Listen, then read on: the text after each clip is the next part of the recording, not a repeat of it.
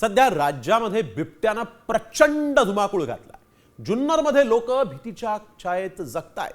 मात्र बिबट्याची विधान भवनातही चर्चा रंगली, कारण जुन्नरच्या आमदारानं अनोख्या पद्धतीनं बिबट्याच्या दहशतीकडे शासनाचं लक्ष वेधलं। ते नेमकं कसं? या आमदारानं असं काय केलं ज्यामुळे आज विधान भवनामध्ये बिबट्याचा मुद्दा गाजला? पाहूयात या रिपोर्टमध्ये। आता बिबट्याची थेट विधान भवनात एंट्री।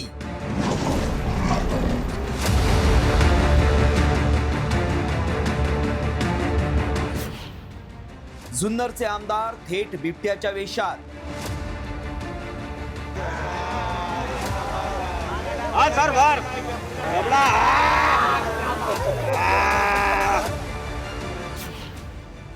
बिबट्यांवर आमदार सोनवणेंचा अनोखा उपाय। 2000 बिबटे राहतील असे रेस्क्यू सेंटर बनवा। 1000 मध्ये मादी, 1000च्या पिंजऱ्यामध्ये मादी आणि 1000 मध्ये नर, जेणेकरून लसबंदीचा पण विषय मिटेल। शेत शिवारापासून ते शहरांपर्यंत धुमाकूळ घालणाऱ्या बिबट्यानं आता नागपूरमध्ये सुरू असलेल्या हिवाळी अधिवेशनात विधान भवनातच एंट्री केली आहे। हा व्हिडिओ नीट पहा। बिबट्याच्या वेशात दिसत असलेले हे आहेत शिंदे सेनेचे जुन्नरचे आमदार शरद सोनवणे। जुन्नर, खेड, आंबेगाव, शिरूरच नाही तर अहिल्यानगर आणि नाशिक जिल्ह्यातही बिबट्यानं अक्षरशः धुमाकूळ घातलाय। त्याकडे लक्ष वेधण्यासाठी नागपूरमध्ये हिवाळी अधिवेशन सुरू असतानाच सत्ताधारी आमदार शरद सोनवणेंनी बिबट्याच्या वेशात एंट्री केली।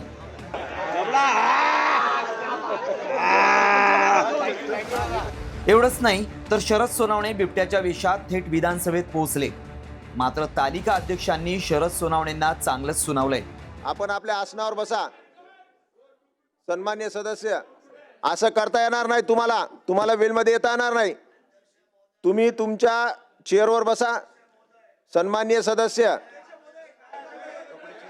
आपण कपडे चेंज करा आणि आपण आपल्या आसनावर जाऊन बसा, नाहीतर आपल्यावर कारवाई करण्यात येईल।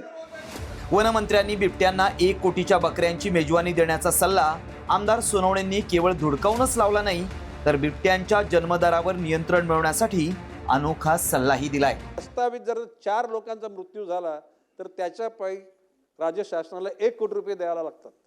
मी असं म्हटलं की 4 लोकांचा मृत्यू होणार आहे लक्षात घेऊन तुम्ही 1 कोटी रुपयाच्या शेळ्या तुम्ही त्याच्यात बेल्ट बांधा आणि ते जंगलामध्ये सोडा।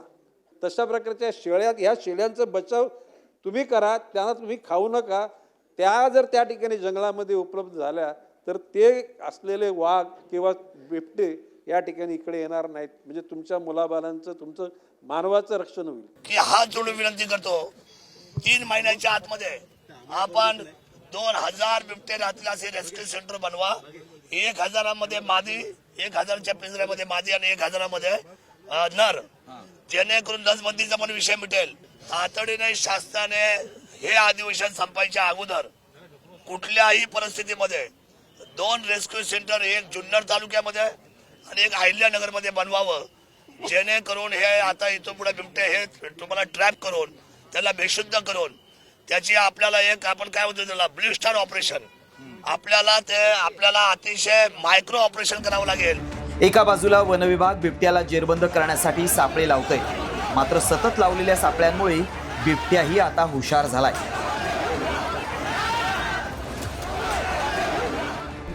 आता बिबट्याला पकडण्यासाठी जुन्नरमध्ये वन विभागानं कोंबडी ठेवून सापळा लावला होता, मात्र बिबट्यानं पिंजऱ्यात न शिरताच बाहेरून पंजा मारून पिंजऱ्यातली कोंबडी ठार केल्याचा धक्कादायक प्रकार घडलाय।